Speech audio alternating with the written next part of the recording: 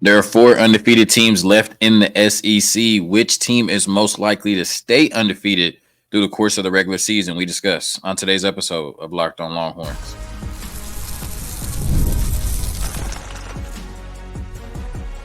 You are Locked On Longhorns, your daily podcast on the Texas Longhorns. Part of the Locked On Podcast Network, your team every day.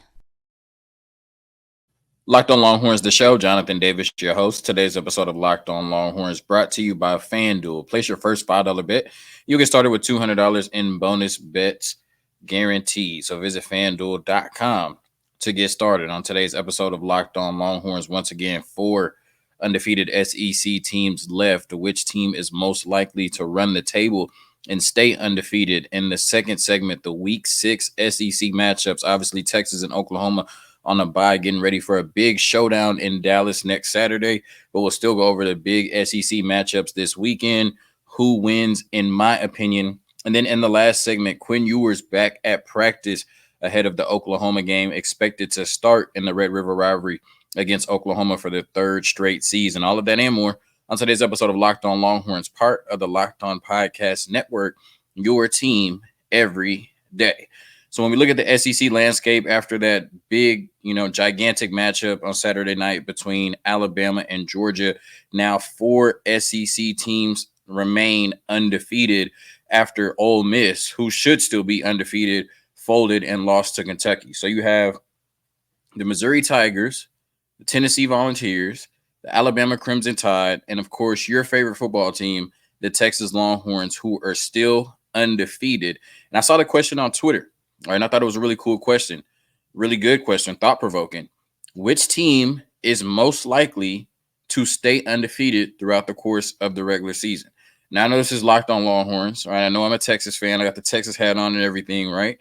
And so, naturally, I'm biased, right? I'd be lying if I told you I wasn't just a little bit biased, even though I try to be objective. But I genuinely think, and I'm going to go through each team's schedule, I genuinely think Texas has the best chance to stay undefeated out of the four teams or three teams, the four teams that are undefeated in the SEC moving forward. Once again, Missouri, Tennessee, Alabama, and Texas. I think Texas has the best path to going 12-0 in the regular season compared to the other three teams I mentioned. So let's start with Missouri. When you look at their schedule, obviously started off great in the non-con, won their first three games, really no trouble there. Then they faced off against Vanderbilt in their last game. They're coming off of a bye week, but on September 21st, they played against Vanderbilt and went to double overtime. Now, this is a Vandy team that's salty. You know what I mean? They're playing a little bit better ball than we're used to seeing, but it's still Vanderbilt, right? And a top 10 team in Missouri, a playoff team potentially, one of the best teams in the SEC as they're being heralded as. They should not be in a dogfight, a 3-point game, double overtime with Vanderbilt. So a lot of people are like, okay, is, Missouri a contender or are they a pretender? I think Vegas is leaning more towards pretender because they are playing Texas A&M on the road. And even though Texas A&M has a tough defense, they're playing a lot better ball since Marcel Reed is there. They're a ranked team. They have A&M favored over top 10 Missouri going into College Station this weekend, right? So that's going to be a very tough game tomorrow for Missouri. And I think Texas A&M has a chance to win it, right? We'll see what I pick in the next segment. Then they play against Auburn at home 2 weeks after that. That's a game they should win, but I wouldn't be surprised if Auburn went in there and beat them. The next week they play on October 26th at number 1 Alabama. Based on what I've seen from Alabama thus far and based on what I've seen from Missouri thus far, I do not think Missouri can go into Tuscaloosa and beat Alabama on their home field. Then they have a bye and they play Oklahoma at home. Look, I'm, Texas fan. Obviously, Oklahoma has not been impressive, but that's still going to be a very tough game. And I would not be surprised at all if Oklahoma goes to Missouri and beats them in that game. At South Carolina, at Mississippi State. I don't think they'll falter against Mississippi State, but South Carolina could be a team that could upset them. And then in the battle line rivalry against Arkansas, that's a game that's always close, always feisty. Arkansas is playing good ball. They can run the ball really well. I think they could take down Missouri, right? So, I'm looking at Missouri's schedule. I see 2 to 3 games potentially they could lose, but I don't think there's any way they go 12-0. Missouri has been good thus far. They survived the battle against Vanderbilt. I don't think there's any way they go 12-0 based on their schedule. Tennessee, the number 4 team in the country, playing really good ball, went into Oklahoma for their last game and took their foot off the gas, but still, won pretty convincingly. You look at their schedule coming up next. They are at Arkansas tomorrow, right? And so that's a game they should win. Like I said, Arkansas can run the ball. It's a night game, so it's going to be a tough environment, but Tennessee should win that game. Then they play Florida at home. They should have no trouble against Florida. The big matchup, October 19th at home against Alabama, right? Where Texas is playing Georgia, you have Alabama and Tennessee, right? At least right now, number 1 Alabama, number 4 Tennessee. Tennessee will have the advantage being at home, but right now I would go with Alabama in that game. I think if it comes down to quarterback and head coach combo, I'm taking Kalen DeBoer and Jalen Milroe over Josh Heupel and Nico Iamaleava right now. So I think Tennessee will falter in that game, even being at home on October 19th against Alabama. But then you look at the rest of their schedule. Kentucky, who has a really good defense. Kentucky could upset them. Mississippi State, they're going to watch them. Then at Georgia on November 16th, that's very tough. And then UTEP and Vanderbilt, you know what I mean? I don't think they have to worry about those games. But I don't believe that this Tennessee team, as good as they've looked through the first 4 or 5 weeks of the season, will be able to knock off Alabama and Georgia within 12 games. I just don't see it. I think Tennessee ends up faltering against one of those 2 teams. Now, 11-1 is certainly possible. You know what I mean? Maybe even 10-2. But like I said, I don't see them beating Alabama and Georgia on their schedule. I think Tennessee ultimately falters to at least one of those teams, and I don't think they go undefeated. And you look at Alabama coming off the huge win against Georgia on Saturday night. You look at the rest of their schedule. They are off this week, looks like. Then on October 12th. Do I have this wrong? I'm looking at the wrong schedule. I apologize. Hold on. All right, now I have Alabama's schedule put up. I was like, I thought they already had a bye. Okay, so they play at Vanderbilt. Then they play South Carolina. They should be able to win those 2 games. At number 4, Tennessee. I got Alabama winning that game, but that's certainly going to be tough. That game could go either way. That's a game that they could falter in. Then on October 26th, they play Missouri at home, right? That's still going to be a tough game, but I think that, Alabama will get the win there. But then they have at LSU, at Oklahoma, and then Auburn in the Iron Bowl still on the schedule. So I'm not going to look at this and say that any team on this schedule now that they've beaten Georgia is better than Alabama, but it's a tough SEC schedule. They're the number 1 team in the country. As long as they continue to win, they'll continue to be the number 1 team in the country. I think everybody's going to be punching up at them. I think eventually, Kalen DeBoer's first year, at Alabama, they falter against one of these teams. Now, will I be surprised if Alabama, even with the tough schedule, goes 12-0? No, because they've already got past the toughest part of it, beating Georgia. But I just think ultimately they're going to falter against one of these teams. And so I think at least Texas has a better chance. Maybe both of them go undefeated through the regular season, but I think Texas has a better chance than Alabama with the teams on their schedule. And then you look at the Texas Longhorns. Obviously, we know their schedule. October 12th in the Cotton Bowl against Oklahoma. Anything can happen in that game, but they need to beat Michael Hawkins, the true freshman, and Oklahoma in the Cotton Bowl next Saturday. Then Georgia, that's the big one, right? At home on October 19th, especially after they lost to Alabama. That's a Georgia team that's going to be, trying to whoop up on everybody, right? They're going to be playing with a chip on their shoulder for the rest of the season. That's a big matchup, but Texas has the advantage being at home, 100,000 people strong in burnt orange. Should be able to carry the Texas Longhorns to a victory. This isn't the same Georgia team we're used to seeing, right? Offensively, they're down a little bit, and it's a defense that just gave up 41 points, right? Georgia is vulnerable this year. We just saw it against Alabama, so why not Texas, right? Why can't Texas beat Georgia at home? We got to stop treating them like the boogeyman. At Vanderbilt, Texas should win that game. Florida at Arkansas, obviously an old Southwest Conference rivalry. We would y'all be pretty disappointed, right? If Texas went into Arkansas and lost that game, they should beat them. Kentucky, a really good defense, but I don't think they can do enough on offense to beat the University of Texas. And then at Texas A&M, huge rivalry, Lone Star Showdown.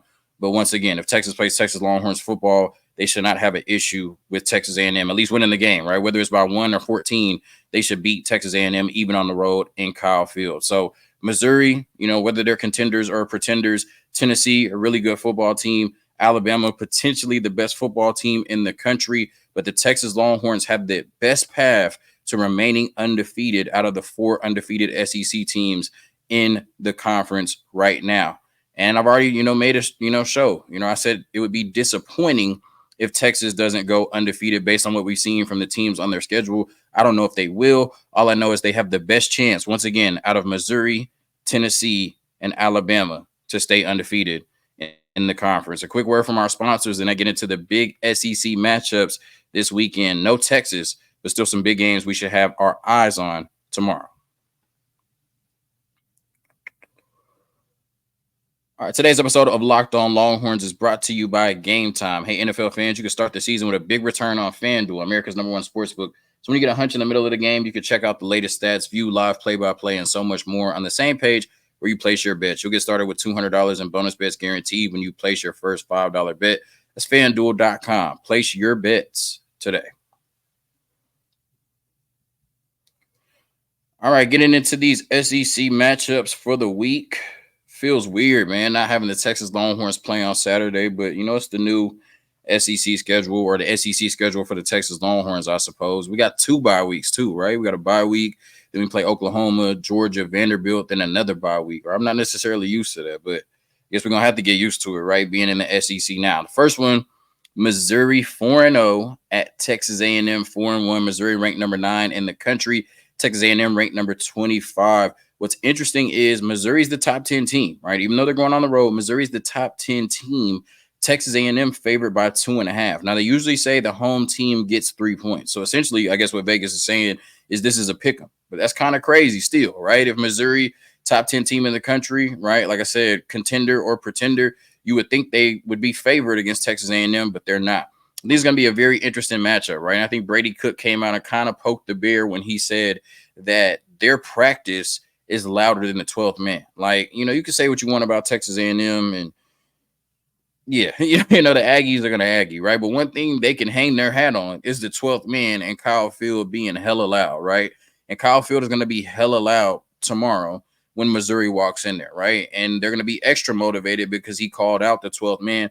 When you look at this Texas A&M team, it's just looked different on offense since they put Marcel Reed in. I expect Marcel Reed to start against Missouri again, right? That running game with him and Le'Veon Moss has just looked really good, and they've made enough plays in the passing game. And this is a defense under Mike Elko with a lot of talent that can certainly make some plays on that side of the ball and kind of, shut down. I wouldn't say shut down, but give this Missouri offense some trouble, right? And when I look at this Missouri team, last game they played coming off of a bye, they struggled against Vanderbilt, right? Now you're taking a huge step up in talent against Texas A&M on the road in your first real, or should be, real tough matchup of the season. So, I want to go A&M in this game.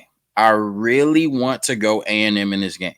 But I learned my lesson, right? Whenever you start to believe in Texas A&M, whenever you start to give the Aggies credit, they do Aggie things. And that's what happened week 1. I was like, you know what? Big Saturday night matchup, Texas A&M, Notre Dame. I think Texas A&M is going to shock the world. And then they came out there with one of the most remedial offensive performances I've ever seen. All right. I want to pick Texas A&M in this game, but we know as Texas fans, the second you start to believe in A&M, they'll embarrass you. So I'm going with Missouri, but I think this is going to be a very tight game. Really good game for us to watch on Saturday at 11. The next one is Auburn at Georgia. It's a bad time to be an Auburn Tiger. It's a bad time to be an Auburn Tiger.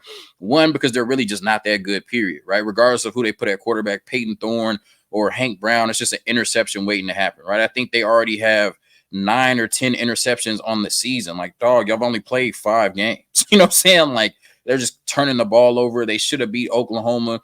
And then just right on cue, Peyton Thorne throws a pick 6. Like, I mean, they just cannot stop turning the ball over, and Auburn cannot just get out of their own way. 3 straight losses to Cal, Arkansas, and then Oklahoma. 3 straight games that Auburn probably should have won, right? But here they are at 2 or 3, you know what I mean? Because Auburn's going to Auburn. Georgia coming off of that loss to Alabama on Saturday night. Kirby Smart's one of the best motivators in the game, the best head coach in the game, in my opinion. I think Georgia's going to come out at home after that loss, and I think they're going to put it on Auburn. I think they're going to put it on Auburn bad. I think they're going to run up the score. I think Kirby Smart is going to be on a mission to show the country that the Georgia Bulldogs are not going anywhere, right? He might have an Alabama problem. He might not be able to beat Alabama, but he'll certainly beat up on Auburn, right? I think the spread is 24. I would not be surprised. It's an SEC game, right? So you never would just want to come out and say, Georgia's going to beat Auburn by 24 points. But yeah, I think Georgia's going to beat Auburn by 24 points, right? I think they're going to beat up on them really bad. I think this Georgia defense comes out and makes a statement as well. I mean, when's the last time you seen a Georgia defense give up 41 points? I mean, Jalen Milroe was just airing it out, doing everything he wanted to, right? Running it. I mean, looked like prime Michael Vick. But they don't got Jalen Milroe at Auburn. They got Peyton Thorne and Hank Brown, as previously mentioned. So I think Georgia, is able to run it up on offense, and I think this defense shuts them down. Like I said, I'm not telling you to take the spread, but I think Georgia beats Auburn by 24 points. I think they put it on them, and I think they make a statement that, yeah, Alabama might have won that game, but you still going to have to deal with Georgia to win the SEC and win the national championship. Ole Miss all the way down to number 12, right? After faltering against Kentucky. We were looking at Ole Miss as one of the best teams in the country. They hadn't played anybody yet, right? They're playing Furman, Middle Tennessee State, your local high school, playing against Wake Forest. And so we're like, okay, Kentucky, step up in competition, SEC. We'll see how good this team is. And then, of course, in peak Lane Kiffin fashion, in peak Ole Miss fashion, they go out there and lose to Kentucky. You know what I mean? The first time they have a real test, which is crazy. But 12-team playoff, it's still a lot of football ahead of them, and they still could be a playoff team if they get it together. On the road, South Carolina 3-1, Ole Miss favored by 9 points. I mean, it just depends on what South Carolina team shows up, right? We don't even know who's going to be at quarterback, if it's going to be Robbie Ashford, if Lenore Sellers is going to come back. Either way, I really don't think it matters, right? I don't think that Ole Miss played bad, necessarily against Kentucky. I just think they didn't make enough plays, but that is one of the best defenses in the country, right? And Kentucky just made enough plays to win. So I don't think South Carolina will be able to do enough on defense to stop this Ole Miss offense. And I don't think this South Carolina offense, whether it's Robbie Ashford or Lenora Sellers, can do enough against what's been a pretty good Ole Miss defense so far with a lot of talent. So I would take Ole Miss to win this game, and I think they kind of reassert the dominance they had over the first 3 weeks of the season, 4 weeks of the season. I think Ole Miss comes out and makes somewhat of a statement against South Carolina. Maybe not winning by 10 points, right? I'm not telling you to put your money on the spread, but I think Ole Miss comes out and looks better than the 12th best team in the country, right? I think we see more of what we saw the first 4 weeks rather than what we saw against Kentucky, against South Carolina. I think Ole Miss will win this game pretty handily. Alabama on the road against Vanderbilt. Alabama favored by 22.5 points.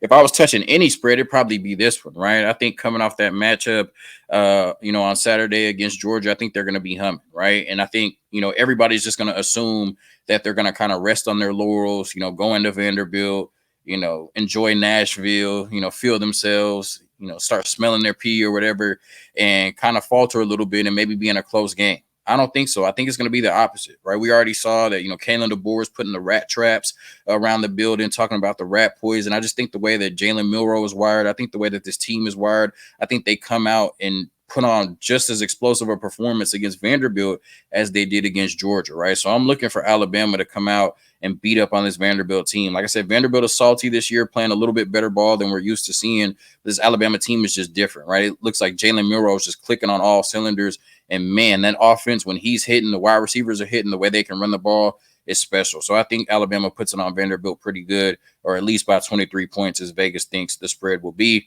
Tennessee, number 4, Tennessee at Arkansas, right? Arkansas can't run the ball, and Bobby Petrino has been dialing it up. He's certainly been dialing it up. It'll be interesting to see, especially, with Tennessee coming off of a bye week, them being 4-0, Arkansas being 3-2, coming off, I wouldn't say a bad loss to Texas A&M, but a game that, Arkansas certainly was hoping they could go in there and win. This Arkansas team has played better football, than most people would have thought coming into this year. A lot of people thought Sam Pittman, it would be a foregone conclusion that he would get fired. A lot of people thought Sam Pittman wouldn't even make it through the season. But I thought they played some inspired ball, just had some tough losses to Texas A&M and then Oklahoma State. 2 games they probably could have won and been 5-0 at this point. So I think Tennessee will kind of have their hands full. They're favored by 13. I think it'll be a little bit closer than that, right? I'm looking for a 7-point game in Fayetteville. I think Arkansas makes it close with Tennessee. I think Tennessee ultimately just has too much talent on the offensive and defensive sides of the ball to lose to Arkansas. But a night game, a very tough environment. I think Arkansas makes it tough for Tennessee, but I think Tennessee still pulls out the win. And then a very interesting game, UCF 3-1 on the road against Florida and lame duck head coach Billy Napier. I just saw a wide receiver from UCF that had 4 catches and a touchdown last week redshirted. Like, is this just the new craze in college football? You know what I mean? Like, your great players are going to play great for 3-4 games, you know what I mean? Or 3 games, I guess, and then redshirt, like, or 4 games and then redshirt so they can go somewhere else and make some more money. Like, are they, are players just out here on college football teams just to get tape out there now? Like, I mean, come on. But either way, gonna be a really, crazy game. UCF really good at running the ball. KJ Jefferson has looked good coming over from Arkansas. Running game really tight, right? And Florida's running the 2 quarterback system, and they kind of pick and choose when they want to play, right? But I mean, when you're playing for a coach, is going to get fired. You got a bunch of guys in the program that aren't culture guys. It's kind of what happened. So. I don't know if I want to go with UCF. They're favored by 2.5. That's kind of the sexy pick. Everybody's picking UCF. Or if I want to go with, it's, Florida because, it's the SEC. They're at home in the swamp. It just means more. I really don't know. Because UCF certainly could and probably should win this game. But something's telling me to go with Florida. Like, something's telling me just to go with Florida in the swamp, night game, state rivalry. So there's got to be some pride there, whether you're playing for Billy Napier or not. I'm going with the Florida Gators, right? It's going to mean more to me. I guess it's going to mean more to me tomorrow, right? I got the Florida Gators in this one against UCF. UCF favored by 2.5, but I think Florida wins outright. All right. So quick word from our sponsors, and then we get into Quinn Ewers, the king. Quarterback 1 is back and ready to face off against Oklahoma in the Cotton Bowl for the 3rd straight season. We talk about that next. All right, today's episode of Locked On Longhorns also brought to you by Gametime. Gametime has a new feature called Gametime Picks that makes getting tickets for your favorite live events even easier. Gametime Picks filters out the fluff to show you only incredible deals on great seats, so you don't have to waste time searching through thousands of tickets. All right, when you look at some of the best features on the Gametime app, priority Gametime Picks creation makes it easier to save more on sports, concerts, comedy, theater, etc. All-in pricing, toggling this feature shows the total up front, but no surprise fees at checkout. Seat views, get a panoramic view from your seat in the app before you buy. The lowest price guarantee, or Gametime will credit you 110% of the difference. Gametime ticket coverage. Your purchase is covered with the most flexible customer service policy in the ticketing industry. Take the guesswork out of buying tickets with Gametime. Download the Gametime app, create an account, and use code LOCKEDONCollege for $20 off your first purchase. Terms apply again. Create an account and redeem code LOCKEDONCollege for $20 off. Download Gametime today. What time is it? It's Gametime. All right, once again, Quinn Ewers, the king, quarterback 1, is back at practice, right? We had heard going into the Mississippi State game that Arch Manning was taking all of the first team reps, right? Like, he was taking all of the reps. Quinn Ewers was not practicing. Steve Sarkisian gave him ample time just to heal up, right? Not even just you're not going to play, but you're not practicing, period. Give him ample time to heal up. But then once they got back to practices, getting ready, a couple of weeks of preparation for Oklahoma, quarterback 1, Quinn Ewers was back out there. And that was always the plan, right? When he went down against UTSA, could he probably have played against ULM? Probably. Could he have gone out there and been 75 to 80% against Mississippi State? Probably, right? But once he went down against UTSA, Steve Sarkisian and everybody really knew, right, that they were going to sit him for 2 games, allow him the bye week to get 3 weeks of rest and recuperation to be ready for the biggest game of the schedule up until this point, which is next Saturday in the Cotton Bowl against Oklahoma. So this was always the plan when he went down against UTSA, to have him ready for next Saturday. And it looks like Quinn Ewers will be ready for next Saturday, right? And when you look at it, the atmosphere of this game, right? This is so valuable for the University of Texas to now have a quarterback that's not only a 3-year starter, but will be starting for the 3rd time in this matchup. We saw Arch at home play against ULM. We saw Arch at home play against Mississippi State. The Cotton Bowl, the Red River rivalry, is a different beast. And as good as Arch Manning has been, you're asking him, or you would be asking him,